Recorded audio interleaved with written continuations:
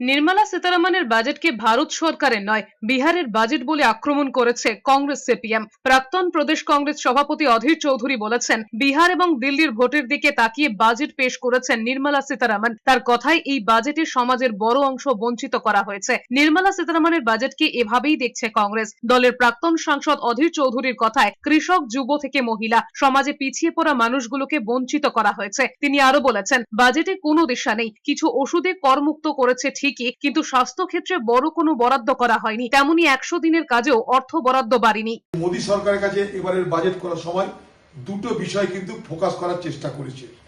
একটা যে দিল্লির ভোট, আবার আগামী দিনে বিহারে তার ক্ষমতা বাড়ানো। যদি নীতিশ কুমার এদিক ওদিক করে তাহলে পরোয়া না করে এগিয়ে যাওয়ার মানসিকতা। কার্যত একই সুর শোনা গিয়েছে মোহাম্মদ সেলিমের কথাতেও। সিপিএম এর রাজ্য সম্পাদক মোহাম্মদ সেলিম খোঁচা দিয়ে বলেছেন, কাহি পে নিগাহে কাহি পে ইশারে। আসলে বিহারের ভোটের দিকে তাকিয়ে দিল্লিতে ইশারা করা হয়েছে। তার আরো অভিযোগ, অন্যান্য রাজ্যের সঙ্গে উত্তর পূর্ব ভারত থেকে পশ্চিমবঙ্গ সবাইকেই বঞ্চিত করা হয়েছে। মোহাম্মদ সেলিমের কথায়, নির্মলা সীতারামন দেশের অর্থমন্ত্রী হিসেবে নন, বিহারের অর্থমন্ত্রী হিসেবে বাজেট পেশ করেছেন। বাজেটেও স্বাস্থ্য এবং শিক্ষার দিকে কোনো নজর দেওয়া হয়নি।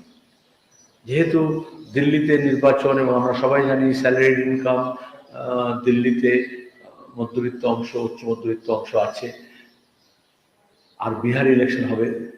সুতরাং এইটা ভারত সরকারের বাজেট না হয়ে বিহারের বাজেট। ওই হিন্দিতে একটা কথা বলে, কাহি পে নিগাহে কাহি পে ইশারা।